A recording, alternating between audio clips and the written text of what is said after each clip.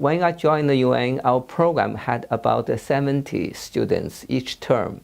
So right now we have about 200 students each term taking various classes. I think the trend over the last 15 years is, outside of the UN, the interest in learning Chinese has been on the rise. And I think the situation at the UN is a reflection of the outside world.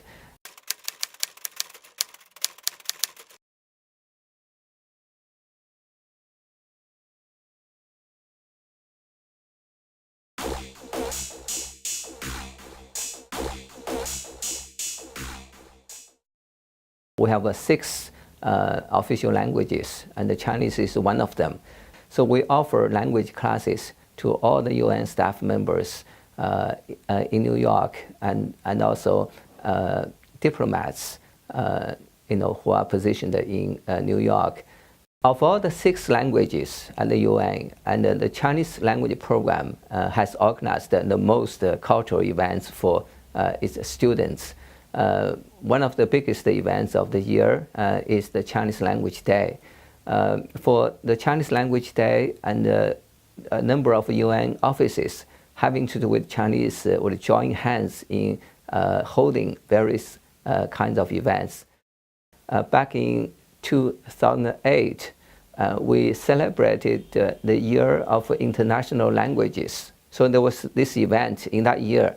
So when all 6 languages were holding events, we held an exhibition, a calligraphy exhibition, and a calligraphy demonstration in the lobby of the Secretariat building.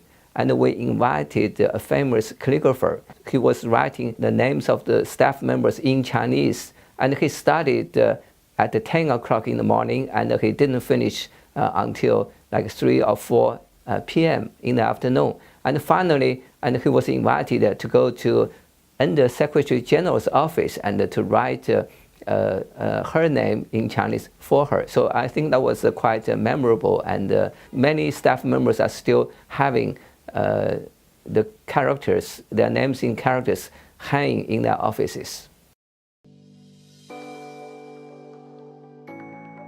Language is a part of culture. So when you study a language, you are bound to be immersed in culture.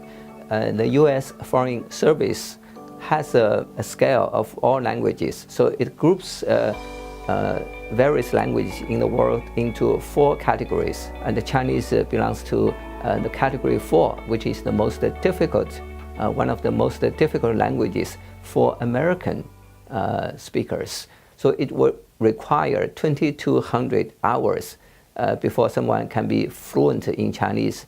But it says the second year you have to study in China. But for the UN staff members, we don't have the luxury of leaving our work and spending a year in China. Well, the next best thing for us would be to spend a summer in China. So I started to explore the possibility with the National Office of Teaching Chinese as a Foreign Language, which is a part of the Ministry of Education in China. So they were quite supportive of our proposal. So they agreed that they would host a study program for us at Nanjing University. So UN staff members will be able to go to Nanjing University to study intensively for 3 weeks. Up until this year, so the program has been running for 13 years in succession. So I would say over maybe 700 people have participated in this program. Language study can very often lead to romance. There was a French translator at the UN who participated in the Nanjing University program, I think for 2 or 3 times. He met an American Chinese teacher who was receiving training at the same time. So they fell in love, and they ended up marrying each other. The winner in the category of Service Beyond the Call of Duty is UN China Seminar Language Program.